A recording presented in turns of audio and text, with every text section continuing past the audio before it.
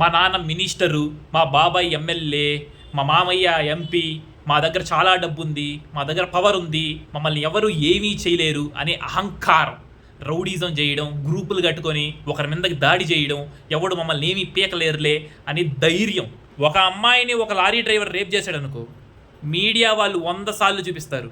పోలీసులు వాళ్ళు 24 గంటల్లో యాక్షన్ తీసుకొని వాడిని చంపేసి మనకు చూపిస్తారు. అప్పుడు మన ప్రజలందరూ భారత్ మాతాకి జై అని సెల్యూట్ కొడతాం. అదే ప్లేస్లో ఒక మినిస్టర్ కొడుకో, ఒక సీఎం కొడుకో, ఒక ప్రైమ్ మినిస్టర్ కొడుకో, లేదంటే ఒక మంచి పవర్ఫుల్ బిజినెస్ మ్యాన్ కొడుకో ఉంటే అదే యాక్షన్ తీసుకోగలుగుతారా? అదే చట్టం వాళ్ళ మీదకి అమలు జరుగుతుందా అని నేను అడుగుతున్నా. ఇటువంటి వాళ్ళపైన కేసులు పెట్టి, జైల్లో పెట్టి, చితగ్గొట్టి వాళ్ళకి భయం అంటే ఏంటో అని చూపించే దమ్ము ఈ పోలీస్ వ్యవస్థకు కానీ, ఈ న్యాయ వ్యవస్థకు కానీ ఇండియాలో ఉందా అని నేను అడుగుతున్నా.